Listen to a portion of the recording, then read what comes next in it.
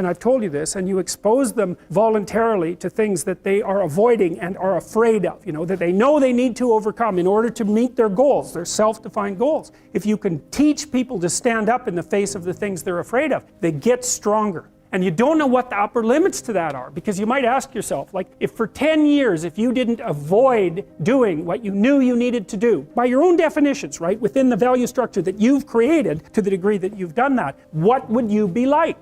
Well, there are remarkable people who come into the world from time to time, and there are people who do find out over decades-long periods what they could be like if they were who they were, if they spoke their being forward. And they get stronger and stronger and stronger, and we don't know the limits to that. We do not know the limits to that. And so you could say, well, in part, perhaps the reason that you're suffering unbearably can be left at your feet, because you're not everything you could be, and you know it. And of course, that's a terrible thing to admit, and it's a terrible thing to consider, but there's real promise in it, right? Because it means that perhaps there's another way that you could look at the world, and another way that you could act in the world, so what it would reflect back to you would be much better than what it reflects back to you now. And then the second part of that is, well, imagine that many people did that, because we've done a lot as human beings. We've done a lot of remarkable things, and I've told you already, I think before, that today, for example, about 250,000 people will be lifted out of abject poverty, and about 300,000 people attached to the electrical power grid. We're lifting people out of poverty collectively at a faster rate that's ever occurred in the history of humankind by a huge margin, and that's been going on unbelievably quickly since the year 2000. The UN had planned to have poverty between 2000 and 2015, and it was accomplished by 2013.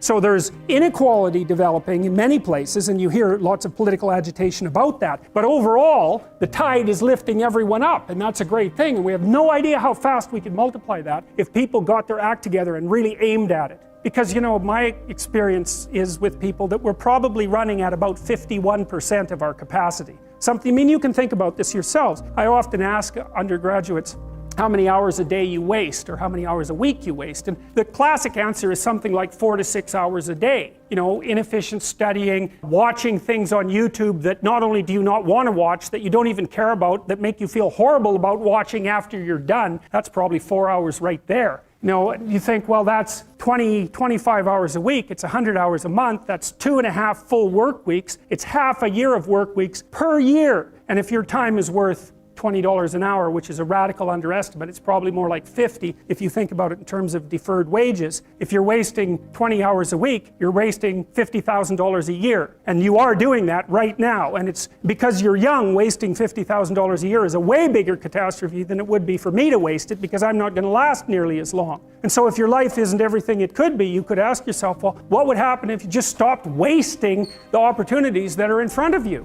Who knows how much more efficient? 10 times more efficient, 20 times more efficient. That's the Pareto distribution. You have no idea how efficient people get. It's off the charts.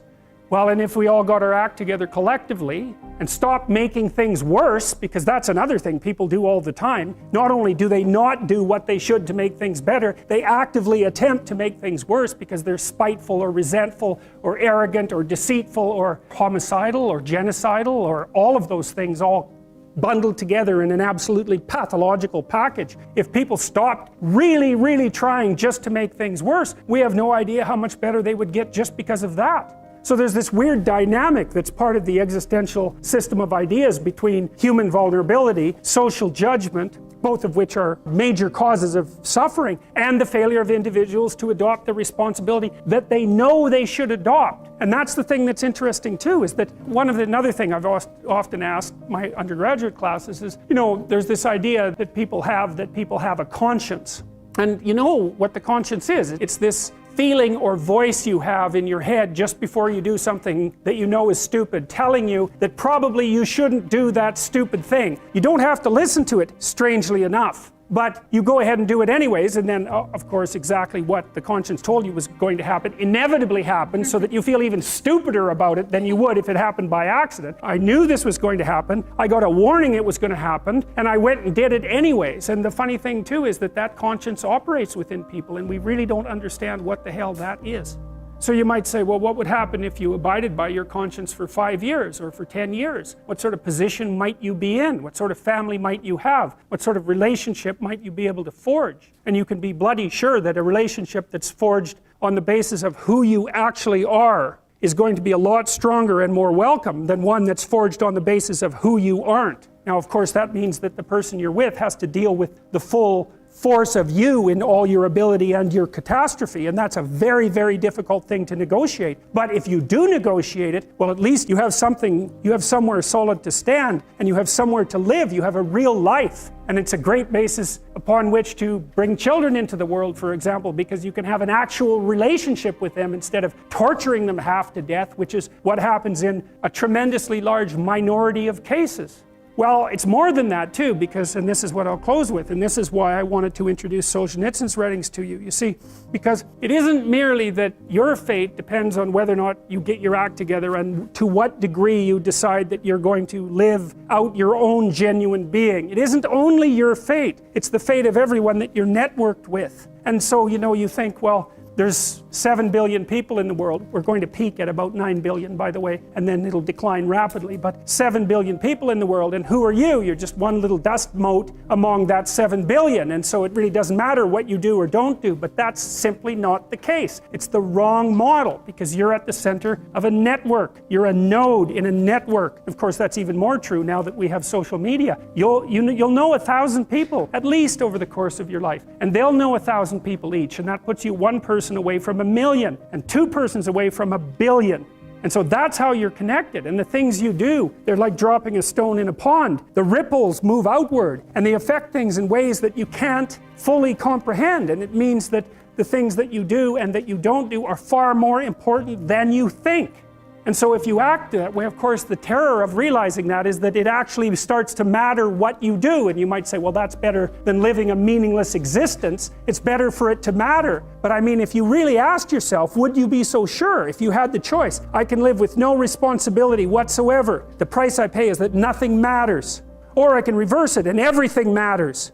But I have to take the responsibility that's associated with that. It's not so obvious to me that people would take the meaningful path. You know, when you say, well, nihilists suffer dreadfully because there's no meaning in their life, and they still suffer. Yeah, but the advantage is they have no responsibility. So that's the payoff, and I actually think that's the motivation. Say, well, I can't help being nihilistic. All my belief systems have collapsed. It's like, maybe you've just allowed them to collapse because it's a hell of a lot easier than acting them out. And the price you pay is some meaningless suffering, but you can always whine about that and people will feel sorry for you, and you have the option of taking the pathway of the martyr, so that's a pretty good deal, all things considered. When the alternative is to bear your burden properly and to live forthrightly in the world. Well, what Solzhenitsyn figured out, and so many people in the 20th century, it's not just him, even though he's the best example. If you live a pathological life, you pathologize your society. And if enough people do that, then it's hell, really. And you can read the Gulag Archipelago if you have the fortitude to do that, and you'll see exactly what hell is like. And then you can decide if that's a place you'd like to visit, or even more importantly, if it's a place you'd like to visit and take all your family and friends, because that's what happened in the 20th century.